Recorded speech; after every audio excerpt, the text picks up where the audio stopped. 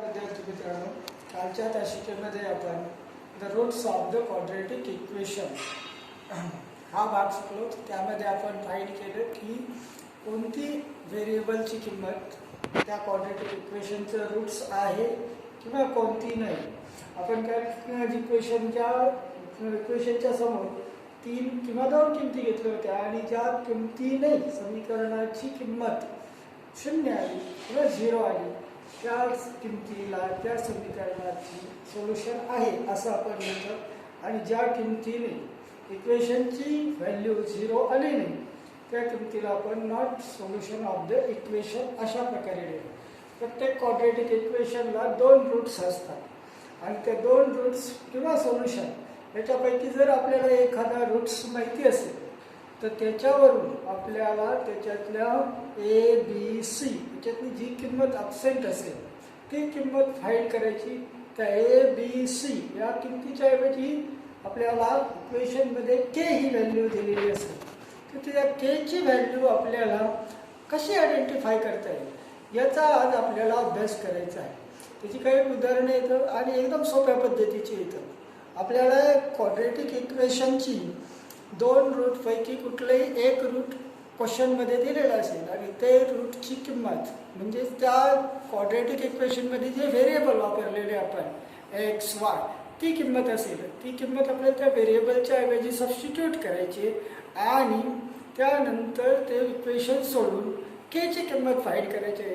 त्या पद्धतीची काही एक्झाम्पल्स आजच्या तासिकेमध्ये आपण शिकणार आहोत. अशा प्रकारचे एक्झाम्पल आपल्याला प्रॅक्टिस सेटमध्ये 2.1 मध्ये लास्टचे 2 क्वेश्चन दिलेले आहेत. ते कसे सॉल्व करायचे याच्यासाठी आजच्या तासिकेमध्ये आपण फक्त केची किंमत कशी फाइंड करता येईल आपल्याला 1 रूट ऑफ क्वाड्रेटिक इक्वेशन दिल्यानंतर त्याचा अभ्यास करणार आहोत. तर आपण त्याचं पहिले एक्झाम्पल समजून घेऊया. काय एक्झाम्पल घेतलेले आहे पाहून. If x equal to 1 is a root of equation x square minus kx plus 13 equal to 0, then find the value of k. या ठिकाणी आपल्याला अगोदर क्वेश्चन समजून घेऊया की आपल्याला जो रूट्स आहेत क्वाड्रेटिक इक्वेशनचे त्याच्यापैकी 1 रूट्स दिलेले आहे x equal to 1 म्हणजे x ची किंमत आपल्याकडे 1 आहे आणि त्याचा वापर करून आपल्याला या क्वाड्रेटिक इक्वेशन मध्ये ती x च्या जागेवर सबस्टिट्यूट करायची आणि त्यावरून आपल्याला k ची काय व्हॅल्यू येईल what is the value of k हे फाइंड करायचं सांगितलेलं आहे. तर याचा आन्सर कसं द्यायचं त्याचा आता आपण विचार करूया. स्टेप बाय स्टेप आपण कशा प्रकारे याचं उत्तर काढूया. x square minus kx plus 30 equal to 0 is 1 root is 1. आता हा 1 कुठून घेतला लक्षात आलं का तर आपल्याला x ची किंमत 1 दिलेली आहे त्यामुळे आपण ही किंमत 1 मांडली. आता काय करणार आपण ही जी x ची किंमत 1 दिलेली आहे ती आपण या ठिकाणी सबस्टिट्यूट करणार. Let x equal to 1 in equation x square minus kx plus 30 equal to 0. या इक्वेशन मध्ये आता आपल्याला x ची किंमत 1 सबस्टिट्यूट करून त्यावरून k ची किंमत फाइंड करायची आहे. आता पहा ज्या त्या ठिकाणी x व्हेरिएबल्स आलेले आहेत त्या ठिकाणी आपण किती किंमत सबस्टिट्यूट करणार आहोत तर 1 किंमत सबस्टिट्यूट करणार आहोत. या ठिकाणी x स्क्वेअर आहे म्हणजे x ची किंमत 1 असल्यामुळे या ठिकाणी आपण लिहिणार 1 स्क्वेअर मायनस हा k ज्या ठिकाणी आहे त्याच ठिकाणी लिहू आपण मल्टिप्लाय परत या ठिकाणी x आलेले x ची किंमत 1 आहे ती या ठिकाणी सबस्टिट्यूट करू. बाकीचा सेम भाग दिसला तसा प्लस 30 इक्वल टू 0. पाहता स्टेप लक्षात आली ना. ज्या ज्या ठिकाणी व्हेरिएबल्स x होते त्या ठिकाणी आपण त्याची किंमत जी 1 दिलेली आपल्याला इक्वेशन मध्ये क्वेश्चन मध्ये ती किंमत आपण सबस्टिट्यूट केली. आता याचं सोल्युशन करेल चलो. 1 square 1 minus k into 1 k plus 13 equal to 0. अशा पद्धतीने आपल्याला सोल्युशन मिळालेलं आहे. परंतु आता त्याच्या पुढची स्टेप करताना आपल्याला लाईक टर्मचा विचार करायचा आहे. तर के ला कुठलाही लाईक टर्म नाही आहे, हा minus K as it is. आणि दुसरे दोन लाईक टर्म्स कोणकोणते आहेत आपल्याकडे, +1 प्लस 30.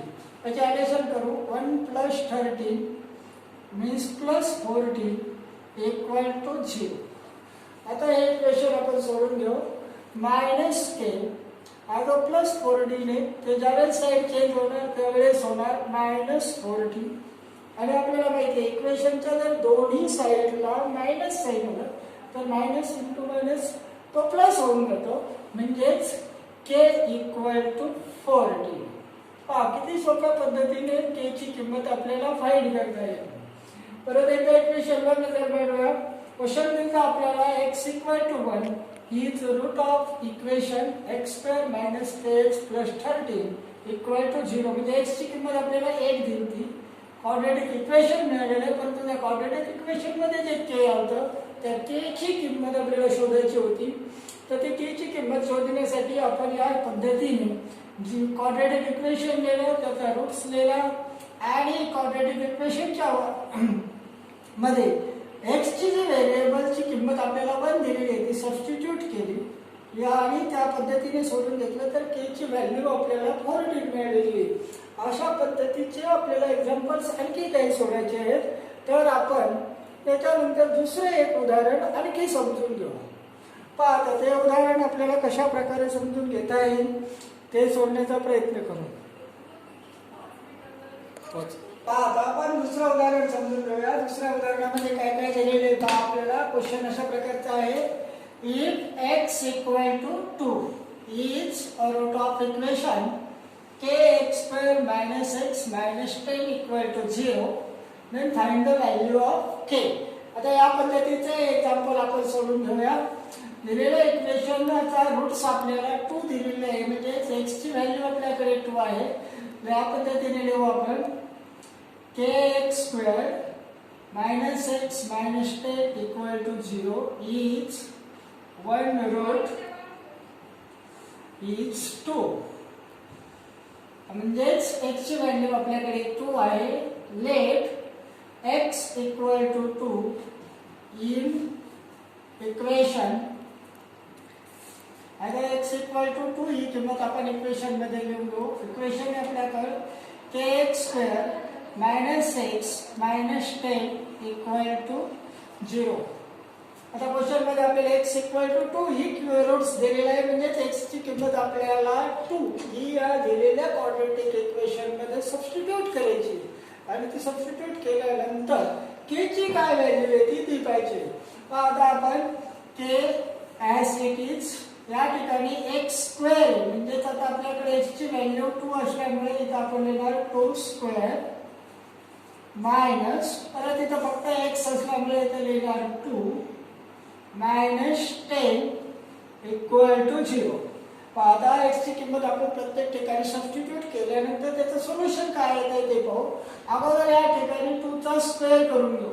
2 स्क्वेअर होणार 4 आणि 4 इंटू k म्हणजे होणार या ठिकाणी 4k minus 2 minus 10 equal to 0. आता या स्टेप नंतर आपल्याला लाईक टर्मची क्लिअरिंग करायची. तर 4k ला लाईक टर्म नाही आपल्याकडे 4k -2 and -10 हे दोन लाईक टर्म आहे. त्या दोन्हीला साइन मायनस मायनस असल्यामुळे त्याचे ॲडिशन होणार -12 इक्वल टू 0. आणि आता हे इक्वेशन सोडून घेऊया.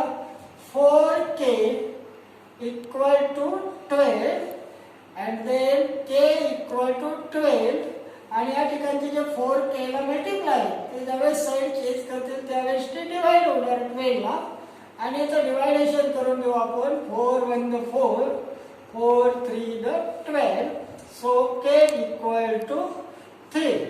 अशा पद्धतीने आपल्याला k ची किंमत 3 मिळालेली. म्हणजे एकदम सोप्या पद्धतीने आपण हे उदाहरण समजून घेतले.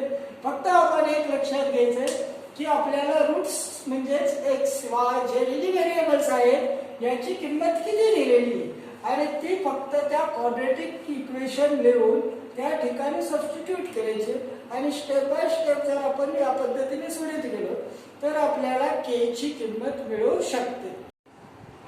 पहा यानंतर आपण काय करू आणखी एक उदाहरण के च्या किमतीचं समजून घेऊया. पहा एक्झाम्पल काय मिळालेले आपल्याला त्या क्वेश्चन अशा पद्धतीचा आहे x = -3/5. आता x ची किंमत आपण फ्रॅक्शन मध्ये घेतलेली आहे is root of equation 5x² + 13x + k = 0 and then find the value of k. म्हणजे या ठिकाणी समजून घ्या बघा की आपल्याला x ची व्हॅल्यू आता किती मिळालेली आहे -3/5 आणि क्वाड्रॅटिक इक्वेशन मिळालेले आहे 5x² + 13x + k = 0. आता आपल्याला x ची जी -3/5 ही व्हॅल्यू आहे ती या क्वाड्रॅटिक इक्वेशन मध्ये सबस्टिट्यूट करायचे आणि नंतर k ची किंमत काढायची. तर पहा late x = -3/5 in quadratic equation आपण या ठिकाणी लिहून घेऊया 5x² + 13x + k = 0. आता या ठिकाणी आपल्याला x ची व्हॅल्यू सबस्टिट्यूट करायची -3/5 फ्रॅक्शन मध्ये. परंतु फ्रॅक्शन मध्ये म्हणजे काही डिफिकल्ट वगैरे कुठलंही नाही. ज्या स्टेप आपण याच्या अगोदरच्या 2 एक्झाम्पल मध्ये फॉरवर्ड केला त्या स्टेपने आपण या पद्धतीचंही गणित सोडून घ्यायचे आहे. तर पहा ज्या ज्या ठिकाणी आपलं व्हेरिएबल x आलेले आहे त्या ठिकाणी आपण x ची व्हॅल्यू -3/5 ही सबस्टिट्यूट करूया. पहा 5 रिटन ॲज इट इज जसे आहे तसेच लिहू.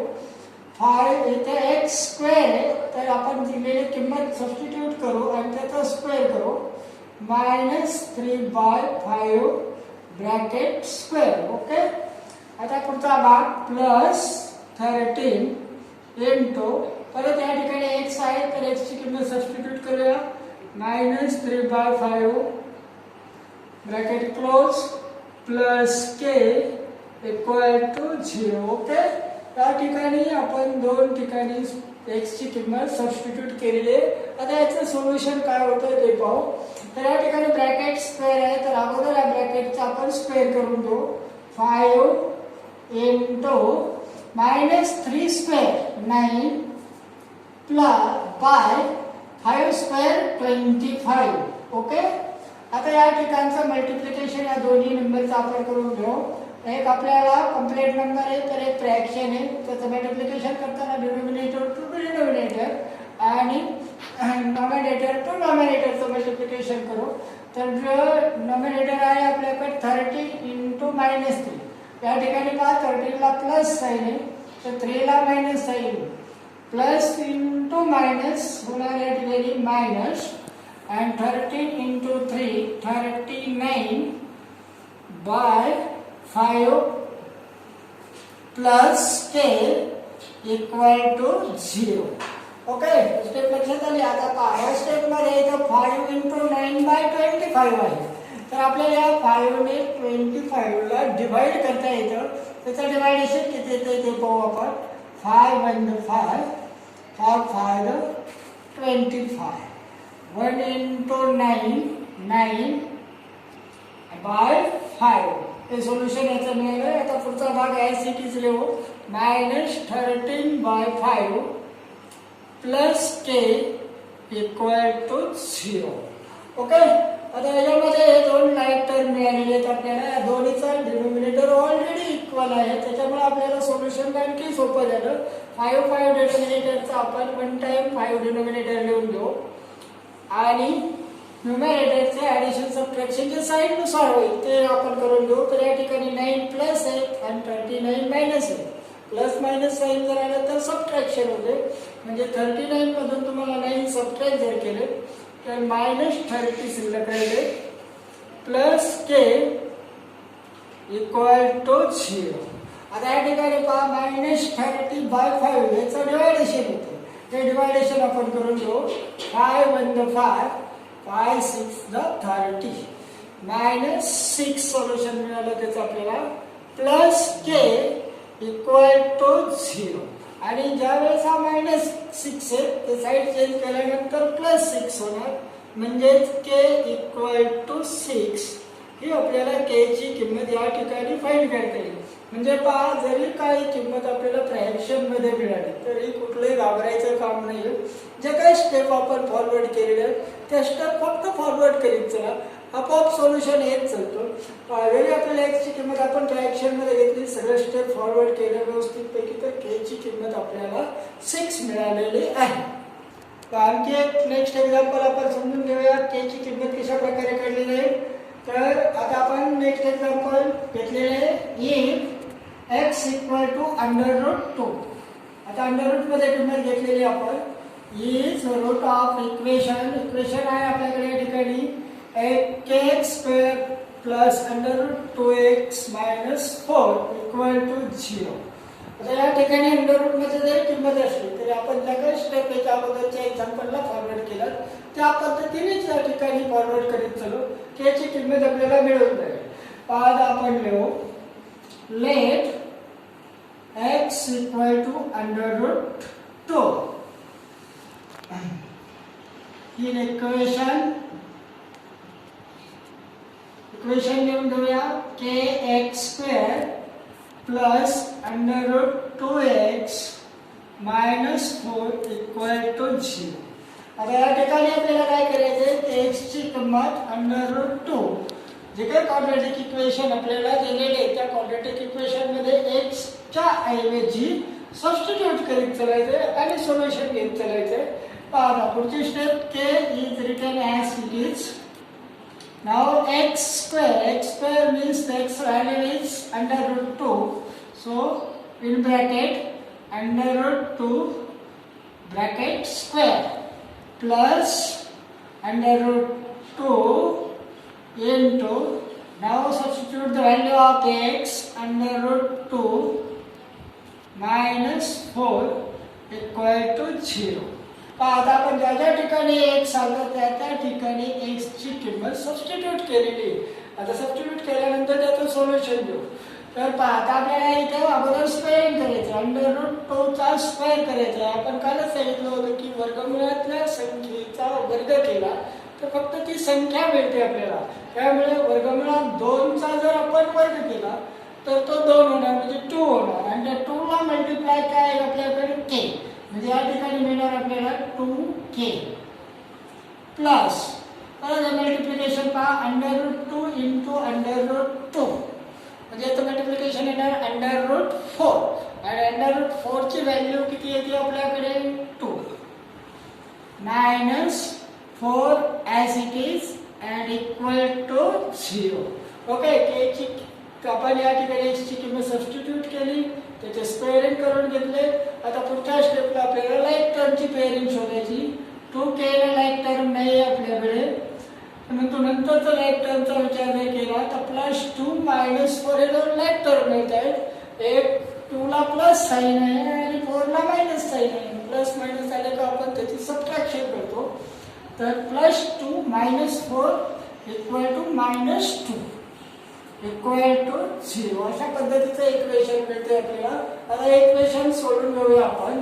2k आणि जे -2k आहे ते साईड चेंज होणार, +2k होणार. त्यानंतर हे 2 जे मल्टिप्लाय आहेत k ला, साईड चेंज केल्यानंतर ते डिवाइड होणार, म्हणजेच k equal to 2/2. k equal to 2/2 means 1. k equal to 1. This is the value of k. अशा पद्धतीने आपल्याला k ची व्हॅल्यू 1 मिळालेली. म्हणजे किंमत जरी अंडररूट मध्ये असू द्या, फ्रॅक्शन मध्ये असू द्या किंवा सिंपल नंबर असू द्या, पॉझिटिव्ह निगेटिव्ह कुठलाही नंबर असू द्या, फक्त आपण ज्या काही स्टेप आहेत या स्टेप फक्त फॉरवर्ड करीत चला, आपल्याला एक्झाम्पल मिळून जातील आणि त्याचं सोल्युशनही मिळेल. या पद्धतीने आपण k ची किंमत फाइंड केलेली आहे. नेक्स्ट एक्झाम्पल, आज आपण दुसऱ्या प्रकारचं एक उदाहरण समजून घेऊया. हे x equal to 5 is a root of equation kx square minus 14x minus 5 equal to 0. Then find the value of k by completing following activity. आता काही ॲक्टिव्हिटी कंप्लीट करण्याचे क्वेश्चन आपल्याला क्वेश्चन नंबर 2 आणि क्वेश्चन नंबर 3 मध्ये बोर्डच्या पेपरमध्ये येत असतात. तर त्या ॲक्टिव्हिटी कंप्लीट करणं खूप सोपं असतं. एक्झाम्पल त्यांनी सॉल्व केलेलं असतं, फक्त काही जे काही बॉक्स रिकामे ठेवलेले असतील तर ते एम्प्टी बॉक्समध्ये आपल्याला स्टेप वाईज काय किमती येत्या आणि त्याचं सोल्युशन काय आहे चलन ते पाहत चालायचं असतं. हा क्वेश्चन नंबर 2 मध्ये विचारला जातो एक क्वेश्चन, 2 क्वेश्चन विचारले जातात आणि क्वेश्चन नंबर 3 मध्ये बोर्डच्या पेपरला विचारले जातात. त्यामुळे त्या ॲक्टिव्हिटी कशा भरायच्या आणि त्याचे आपल्याला जास्तीत जास्त मार्क कसे मिळतील याच्यासाठी आपल्याला काही ॲक्टिव्हिटी कंप्लीट करून घ्यायच्या आहेत. तर त्या ॲक्टिव्हिटीसाठी आपण हे एक्झाम्पल निवडलेलं आहे.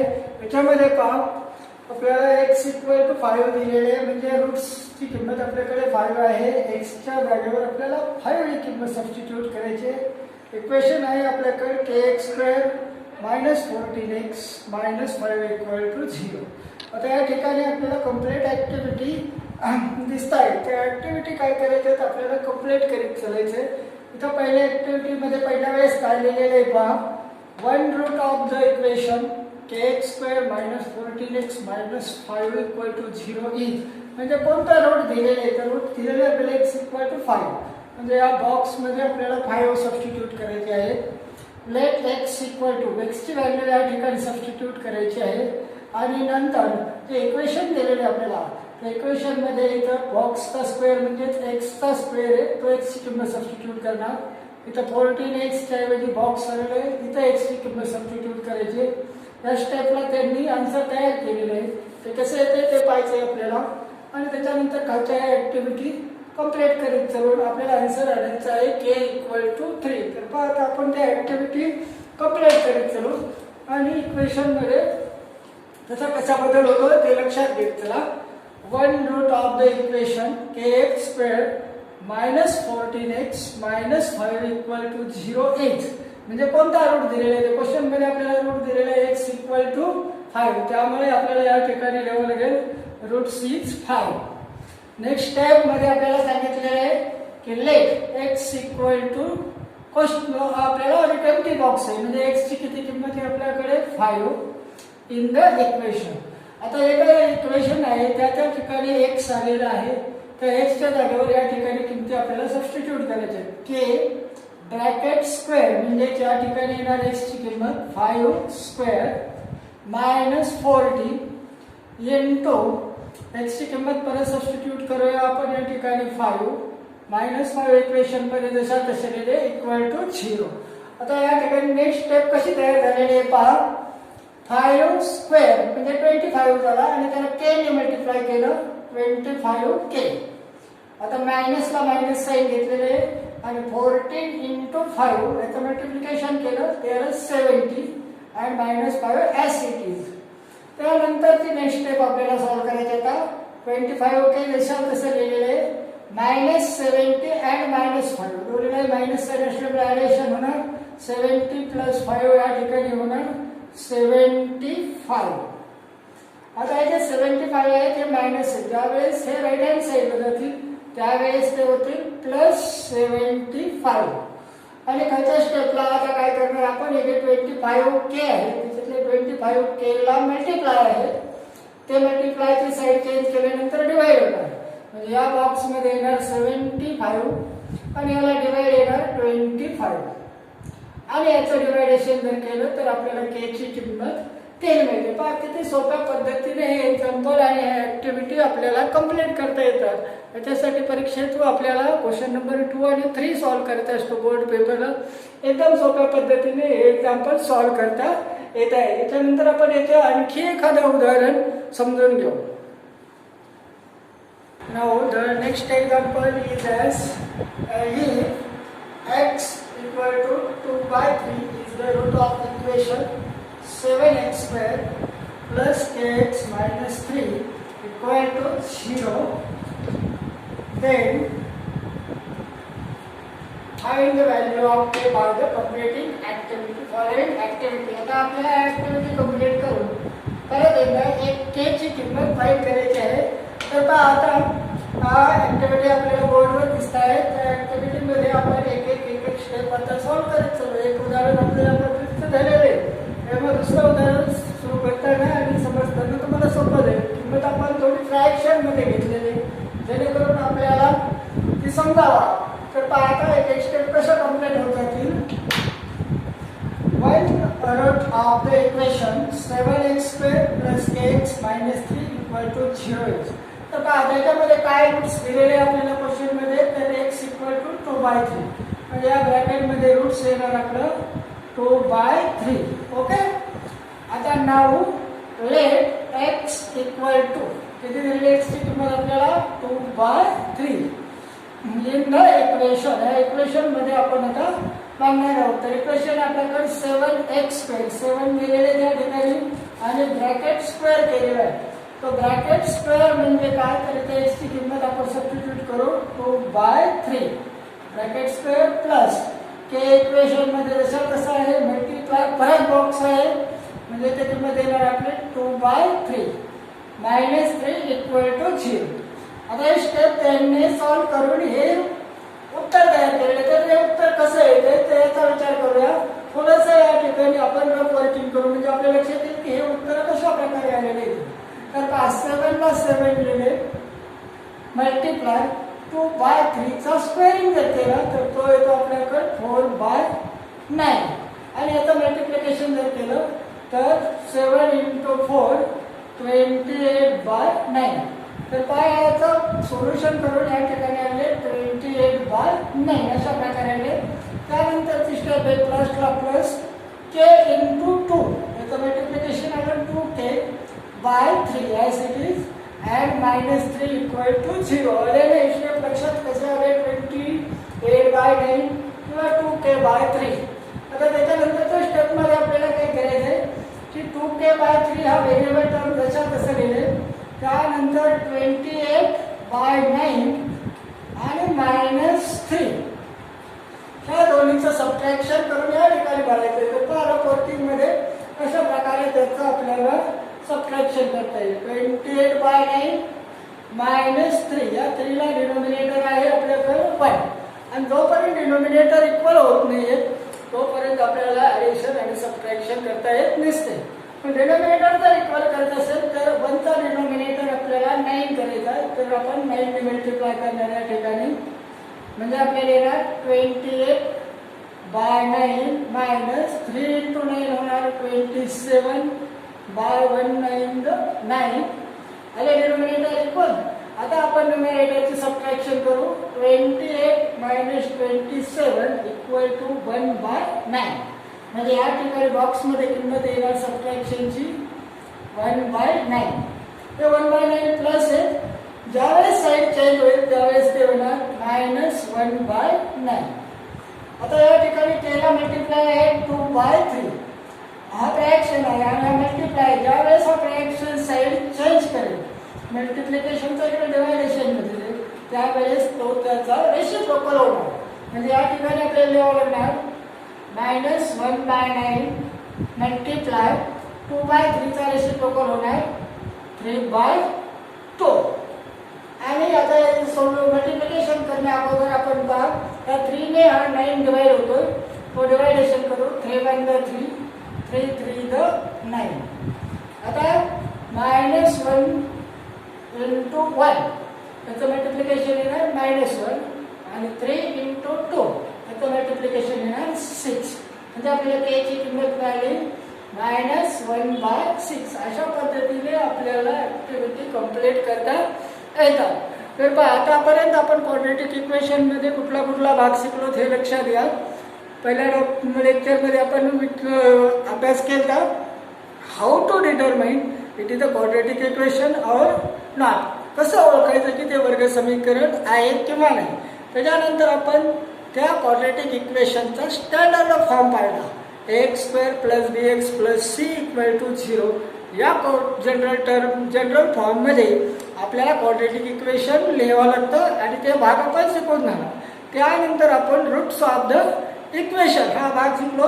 त्यावरून आपण कुठल्या एक्सच्या किंवा वायच्या व्हेरिएबलच्या किमतीने क्वाड्रेटिक इक्वेशनची किंमत 0 येते आणि कुठल्या किमतीने येत नाही. त्यावरून आपण आयडेंटिफाय केलं की कुठले त्या क्वाड्रेटिक इक्वेशनचे रूट्स किंवा सोल्युशन आहेत किंवा नाही. आणि त्यानंतरची स्टेप म्हणजे के फाइंड करायचं होतं आपल्याला. जर आपल्याला रूट्स मिळाला तर के ज्या ठिकाणी आले त्या ठिकाणी केची किंमत कशी करता येईल त्या पद्धतीचे एक्झाम्पल समजून घेतलेले आहेत.